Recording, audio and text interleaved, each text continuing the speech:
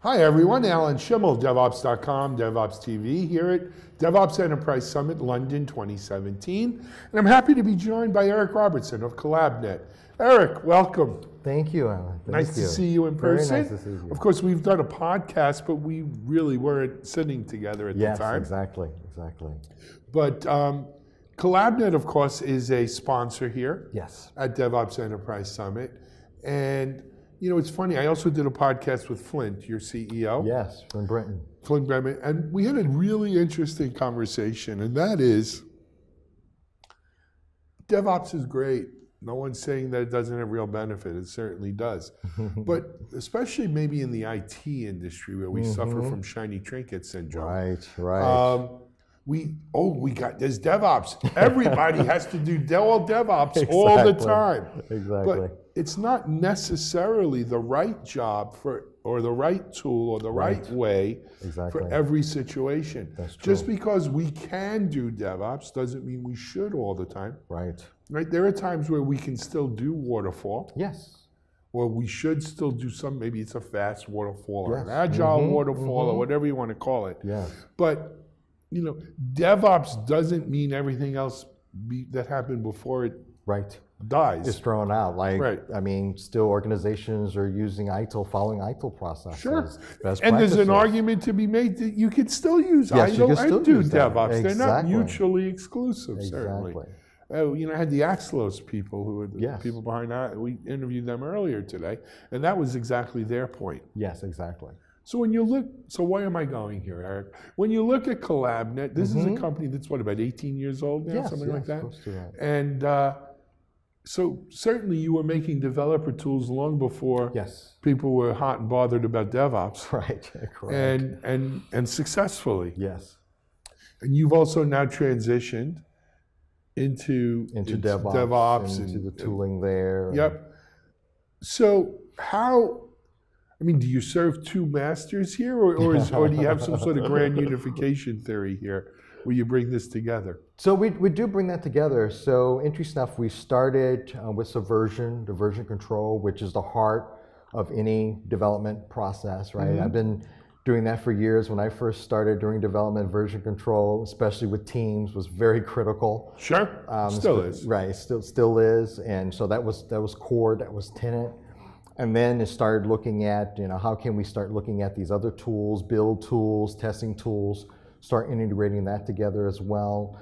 So we invested into a platform called TeamForge, which was application lifecycle management, very centric. So you had your application lifecycle management type of tools and interface into customers.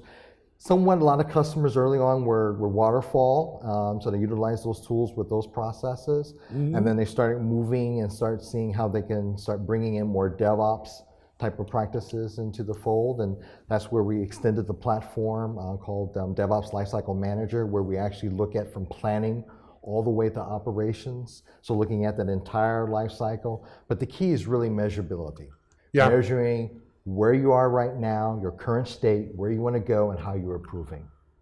So it's funny, this is such a common thread that's run through a lot of my videos today, which is what does success look like here? How do you, what do you measure? Exactly. How do you measure it? Yes. And then how do you define, you know, success with that? Exactly. And you know, interestingly, depending who's sitting in this chair, it could be, well, we measure the tools. Right. We measure the people. Yep. We measure the culture.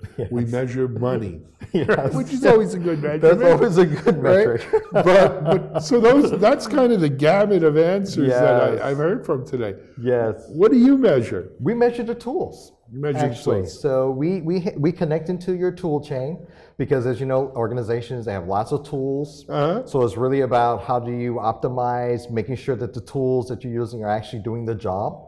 So we connect into those tools and then we read data. And typically that data is very siloed. So what we want to do is look at it holistically, measure holistically, because that tool by itself may be performing very well, but when connected to other tools, may not be performing so well. Right. Not so good. So looking at it holistically from an end-to-end process is important for us. Excellent. So Collabnet is you guys will continue to develop new software, new tools, Yes. new services as we see new ways of doing things that make Yes. sense, obviously. What do you see sort of coming down the pike, or what do you see as the next challenge here? I think you hit it on the nail with the financial side of the house, the financial metrics.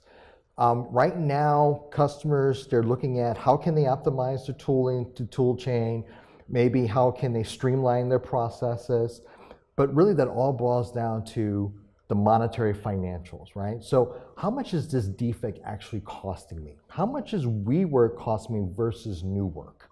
And start looking at that and start elevating that up into more of a portfolio type of view. So you can start understanding that the optimization, the value that I'm actually delivering to the organization, I could put an actual cost value there. Great. And a true ROI and ROV return. Excellent. So you've had, it's pretty much day one's just about in the books here at DevOps Enterprise Summit. Yes. Is this the first DOS that you've attended? In London. I attended the one in San Francisco. What were your impressions?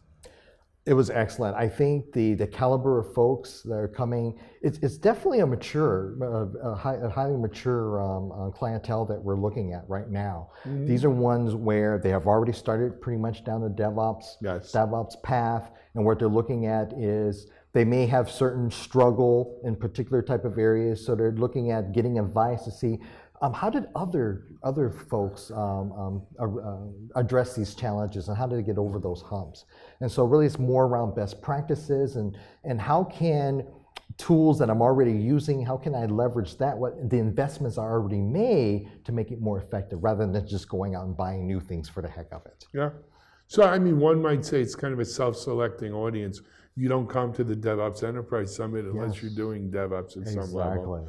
But that being said, a company like Collabnet, I mean, just about anybody who walks up there that's doing some development, you guys have a potential, solution for. Yes.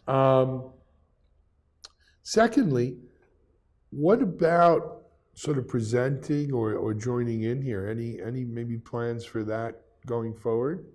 Yes, we definitely want to expand our presence. Right now, like you said, we're a global strategic sponsor here, but we want to even expand even more, probably even invite our customers. So that's the key. So they could talk about the success they have with our tools and how they're utilizing and how they're looking to expand even more in their organizations. And that is something that's coming out. I happen to know about a report you guys are working on. Yes. That maybe we'll talk about it in another one. Yes, exactly. But anyway, Eric, we're about out of time. Hopefully we'll see you at DevOps Enterprise Summit San Francisco in November. Definitely. I'm looking forward to it. And of course, we always feature Collabnet on DevOps.com, so maybe we'll have a chance to talk about it. Yes, we really appreciate that and look forward for furthermore. Eric Robertson, Collabnet, here at DevOps Enterprise Summit London 2017. This is Alan Schimmel for DevOps.com and DevOps TV. Have a great day, everyone.